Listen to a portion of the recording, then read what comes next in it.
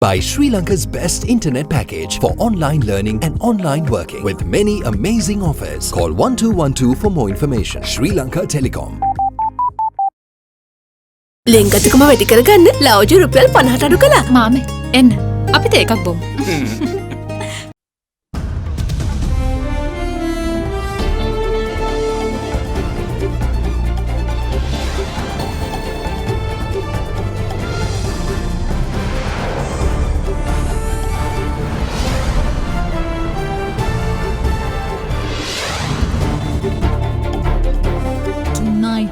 No collective responsibility. Ex-President Sirisena tells the Presidential Commission no apology required for Easter attack victims and says collective responsibility not an option. The front line. Parliament heats up over MP's war crimes allegations. If you're so confident that the military have done no wrong, why don't you agree to an international investigation? Where were you when these people were suffering? You were never there in the war front. Stormy days. Sri Lanka's northern and eastern coasts brace for cyclone Niva. The cyclonic storm Niva is very likely to intensify into severe cyclonic storm during next 36 hours. Promising times. Real estate sector says budget relief for struggling industry full of great moves. One of the major sectors that got affected during this COVID pandemic is one of the real estate sector. It was a very good proposal that they allowed the foreigners to invest in real estate. All this and much more coming up on this Tuesday, the 24th of November 2020. නව sunlight sakura.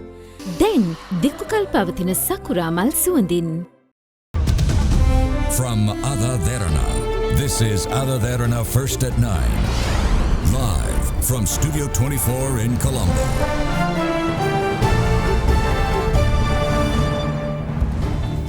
Good evening and welcome to First at 9. I'm Shanella Fernando in your top stories for tonight.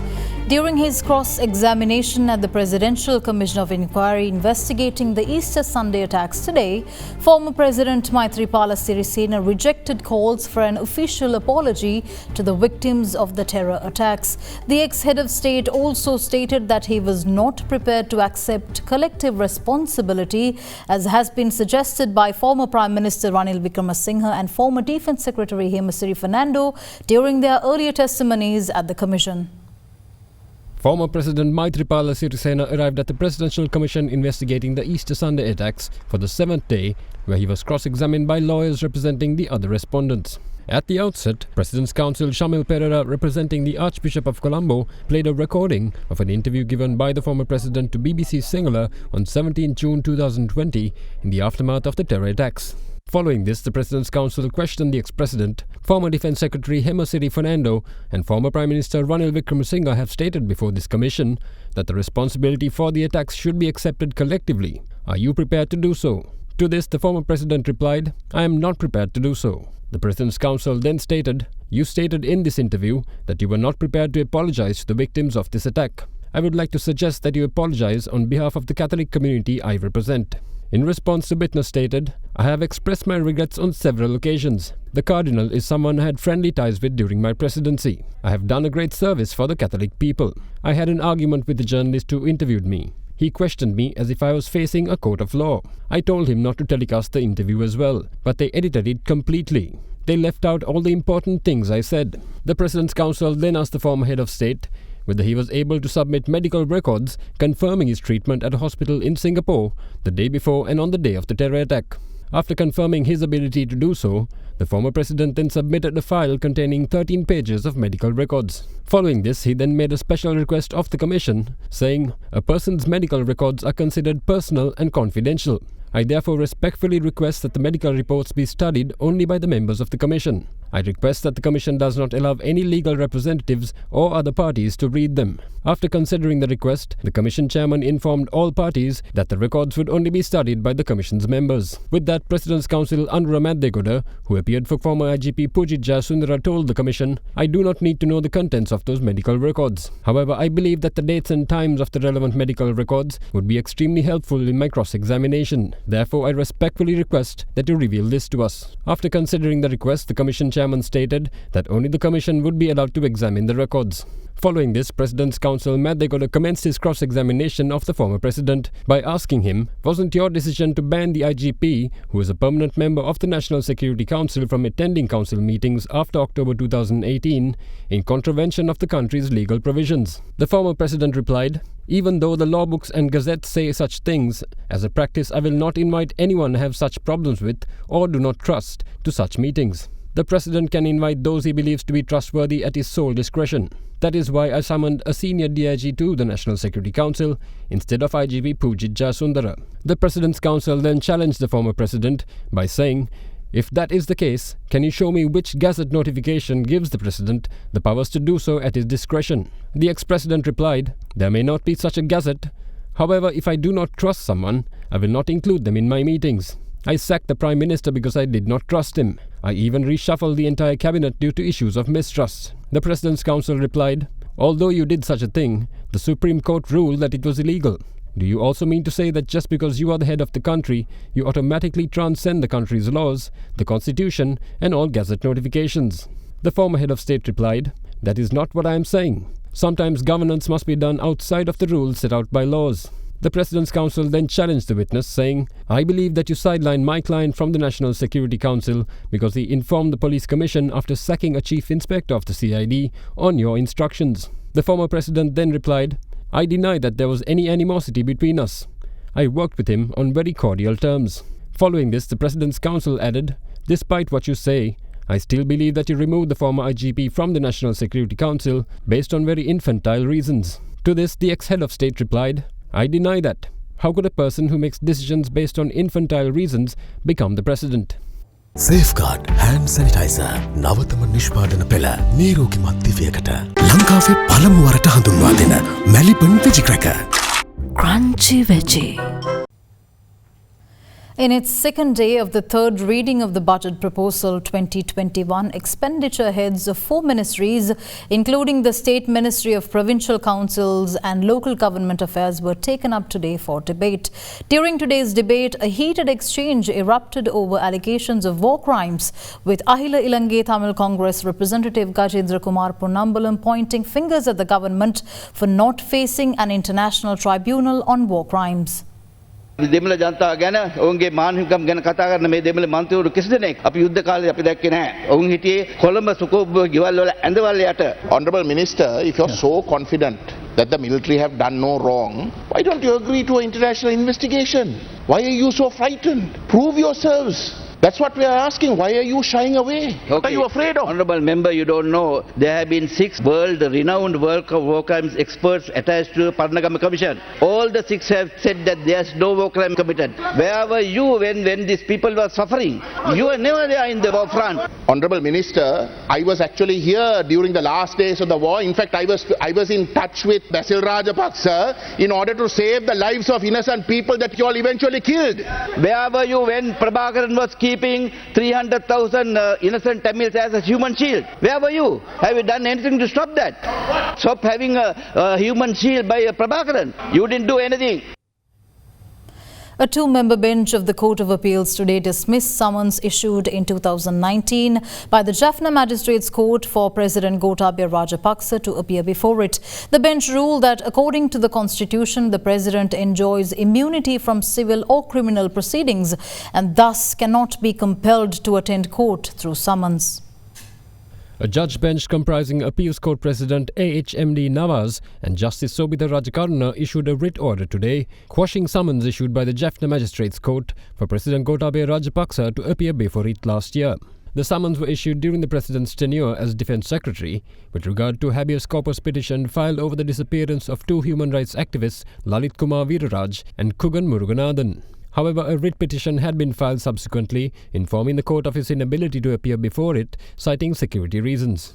With that, the Court of Appeal today, delivering an order based on a preliminary objection raised by the counsel for the petitioner, upheld the objection and quashed the decision of the Jaffna Magistrates Court to issue summons. Upholding the preliminary objection raised by the petitioner, the Court of Appeal ordered that the magistrate cannot arbitrarily issue summons on any person at the request of a party to be present to provide evidence. The Court of Appeal also held that in terms of the provisions of the Constitution, the President enjoys immunity from civil or criminal proceedings and thus cannot be compelled to attend court through summons. Meanwhile, Tamil Makkal Vidutale political leader and parliamentarian Sivanesature Chandrakanthan alias Pillayan has been granted bail by the Batticaloa High Court. The Batticaloa District MP was ordered released on bail by Batticaloa High Court Judge T. Vigneshwaran when the case filed over the murder of former TNA MP Joseph Pararajasingham was taken up today. More news on the other side of this break. Stay tuned. Ceylon Bank, the bank with a heart.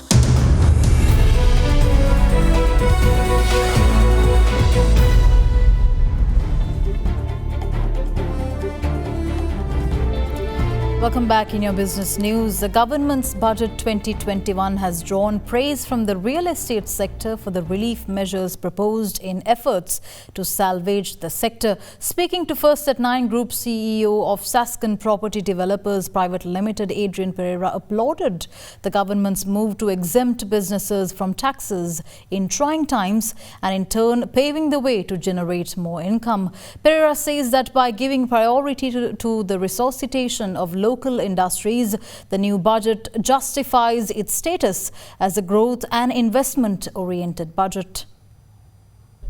The global COVID-19 pandemic has no doubt impacted the short-term economic growth not only of the country but of the entire world. The real estate sector in Sri Lanka is just one of the biggest losers in the pandemic, bearing the brunt of the downturn brought on by COVID-19. With potential delays in investment activity forecast due to uncertain economic conditions the world over, the recent budget 2021 presented by the government announced some much welcome relief measures for the real estate sector. In order to promote investments in the real estate market through the Sri Lanka Real Estate Investment Trust, the budget proposed exemptions for such investments from capital gains tax and income tax for dividends, and also reduced stamp duty up to 0.75% for foreign real estate investors. The budget also allows non-residents to purchase luxury condominiums utilizing foreign currency earnings made in Sri Lanka, earnings in foreign countries or loans obtained from a bank outside of Sri Lanka. These measures are being viewed as a much-needed leg up for real estate developers who have been facing sleepless nights over how to keep their projects afloat. Saskin Properties Group CEO Adrian Pereira stated that the budget was a development and investment-friendly one that was full of great moves by the government. When the government presented the budget, we have to understand in which context they presented it, the backdrop of it. The government is looking at a growth-oriented, investment-oriented budget. So, one of the major sectors that got affected during this COVID pandemic is one of the real estate sector. It was a very good proposal that they allowed the foreigners to invest in real estate and giving a concession, which is a similar thing that is adopted in Malaysia, Singapore and in any other country. So, that is a very, very good move. I think long thought. I think hats off to the government on that one. Pereira also hailed the government's move to prioritize the agricultural sector and pave the way to securing the country's food chain. If we look at the leisure sector and the agricultural sector, we see the government has given more prominence to the agriculture. That is very good. A country needs to be secured in the food chain. If you sacrifice the food chain to another country or to outsiders, there can be huge issues at a time like this. So giving priority to the agriculture sector, hats off, it's a very good move. He added that the government's well thought out move to propose tax exemptions at a time when businesses are incurring losses will allow companies to grow and generate more income. Analysts have analyzed and said, look, there is an issue of tax revenue, but there is no point in increasing the tax revenue, trying to increase the tax rate when the companies are not making profits. So the government has mainly looked at investment-oriented, growth-oriented budget so that when companies invest and grow, there will be more room for tax and income generation from the government. In conclusion, Pereira views the budget as positive with proposals aimed at reviving local industries. I think all in all, the government view and vision on this budget is a very positive, a proactive area to revive the economy and to get the economic fundamentals back on track, which has been declining over a period of time, but only thing COVID expedited it. The tourism sector took a significant hit in April 19. COVID expedited that one. So if you look at the fundamentals for the past 3-4 years, fundamentals has been on the decline. COVID only expedited that issue. So I think the budget, if you look at certain sectors, they have given priority. The agriculture sector, real estate sector, construction sector, reviving the local industries. It's a very good move which revives the industry, which revives the local investment, gives more prominent for local investment oriented projects. Fitch Ratings in its latest report says that the proposed finance and leasing company mergers with their parent banks will not improve banks' ratings. However, it added that the extent of the impact of absorbed FLCs on banks' business models and their consolidated risk and fiscal or financial metrics, particularly asset quality and profitability, will be important for the bank's ratings in the medium term. Ratings agency Fitch says that the mergers of Sri Lankan finance and leasing company subsidiaries with their parent banks will not have an immediate impact on the bank's ratings. The agency's assessment of Sri Lanka's rated banks is based on their consolidated credit profiles and already factors in the risks of having subsidiary FLCs. However, the extent of the impact of absorbed FLCs on banks' business models and their consolidated risk and financial metrics, particularly asset quality and profitability, will be important for the bank's ratings in the medium term. In its report, Fitch added that it believes banks will be reluctant to absorb the FLCs due to the significant difference between their risk profiles and underwriting practices, leading to elevated challenges in achieving effective management. It added that FLCs typically cater to subprime customers, which banks have very little appetite for. However, if the proposed mergers are enforced, it expects the risk appetite of the amalgamated bank to be lower than the simple aggregated risk appetite of the parent and the FLC subsidiary. Fitch says that it believes that consolidation in the Sri Lankan FLC sector is positive for its long-term stability, but will not necessarily ease its near-term challenges. The sector continues to struggle with lack of access to capital, muted income generation and very weak asset quality despite the regulatory moratoriums for stressed loans. The central bank's inflation report for the month of October shows a decrease in headline inflation to 5.5% from 6.4% in September. Further, year-on-year non-food inflation increased marginally to 1.5% in October 2020 from 1.4% in September 2020. Headline inflation, as measured by the year-on-year change in the National Consumer Price Index, decreased to 5.5% in October 2020 from 6.4% in September due to the statistical effect of the high base that prevailed in October 2019. Meanwhile, year-on-year food inflation decreased to 10.6% in October 2020 from 12.7% in September. Further, year-on-year non-food inflation increased marginally to 1.5% in October from 1.4% in September. The change in the NCPI measured on an annual average basis remained unchanged at 6.2% during the month of October. In addition, the monthly change of the NCPI was recorded at 0.1% in October, mainly due to increases observed in prices of food category items. Accordingly, within the food category, increases were observed mainly in the prices of big onions and rice during the month of October. However, prices of fresh fruits and fresh fish recorded declines during the month. Further, year-on-year core inflation decreased to 4.5% in October 2020 from 4.8% in September, while annual average core inflation decreased marginally to 4.2% in October from 4.3% in September.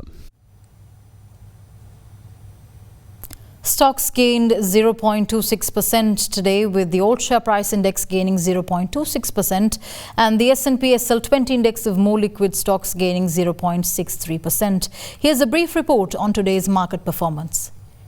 The market turnover and activity levels improved today as the turnover levels hit 1.7 billion rupees, with activity levels also slightly improving above 16,000 trades. So with that, we are seeing a higher level of investor interest in the market. With that, buying interest has improved and ASPI also was pushed up by around 15 points during the day to end at around 6,087. S&P SL20 was also up by around 11 points today. We can see that there is a substantial interest in blue chip counters now. However, there seems to be some turnover levels dipping in the retail favorite counters as the investors start to get shifted into the blue chip counters. We'll return after this short commercial break. Don't go away.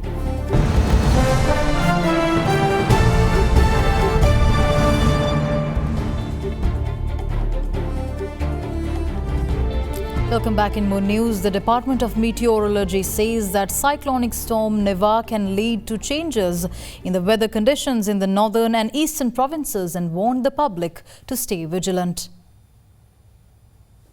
The cyclonic storm Neva over southwest Bay of Bengal is currently located 280 kilometers to the east of the Kanke-Santure coast. Director of the Department of Meteorology, AdaDerana says that this can intensify into a severe cyclonic storm during the next 36 hours. The cyclonic storm Neva is very likely to intensify into severe cyclonic storm and expected to move northwest across the Tamil Nadu coast during next 36 hours. Under the influence of this system, very strong gust wind 60 to 70 kilometers per hour can be expected in northern, eastern and north central provinces. Deep sea area and shallow sea area can be expected. Some rough sea and heavy falls. With the arrival of the cyclone, there is a possibility of thunder showers, with a sudden increase in wind speeds up to 80 to 100 kilometers per hour over the eastern and northern provinces and the deep and shallow sea areas during the next 24 hours. Wind speeds could also increase up to 50 to 60 kilometers per hour, at times over sea areas extending from Puttalam to Mathura via Colombo. Further, coastlines extending from Mana to Batiklo via Kanke-Santure and Trincomalee may experience surges due to the effect of swells with heights of 2 to 3 meters during the next few days. With this situation, the Department of Meteorology warns the general public to be vigilant and take necessary precautions to avoid any damages caused by strong winds. Furthermore, the department requests people to contact local disaster management authorities in case of any emergency. In the meantime, the Deputy Director of the Disaster Management Centre, Pradeep Kodipilli, had this to say about the prevailing weather situation. There are no any adverse situation occurred around the country yet, and the Triforces, police and district disaster management units and all other stakeholders been standby to face any kind of disaster situation due to the bad weather situation. And the 117 call center is completely open in 3 languages to cope with that situation in 24-hour basis. Measures already been informed and advised to all the district disaster management units and all other stakeholders. 3 more COVID-19 deaths were reported yesterday from the Colombo and Gampaha districts, bringing the toll up to 90 as the Colombo district continues to record the most new cases. In the meantime, Director General of Health Services Dr. Asela Gunawardena announced new measures for the delivery of medication to residents of isolated areas with underlying health conditions. The number of COVID-19 related deaths in Sri Lanka increased up to 90 following 3 more fatalities reported last night. Of the fatalities reported yesterday, 2 were reported from the Colombo district, while the other was from the Gampaha district. In the meantime, the country confirmed 337 infections yesterday, with Colombo once again recording the highest with 189 new cases. Apart from the Colombo district, 47 cases were reported from Gampaha, 11 from Puttalam, 10 from Nuwara and 8 from Kandy. Further 6 infections each were identified in Kaluthara and Kurunegala, while 3 were confirmed from Ratnapura. In addition, a single infection each was detected yesterday from the districts of Polonnaruwa, Anuradhapura, Galle and Kilinochchi. What's more, yesterday's infections also included 33 police officers and 2 foreign arrivals. In other developments, the total number of active cases from COVID-19 now stands at 5,743. In addition, 465 patients have recovered and been discharged from hospitals today, bringing the country's recovery numbers to 14,962. With that, we wind up tonight's edition of First at 9. Thank you for joining. I'm Shanella Fernando. Have a good night.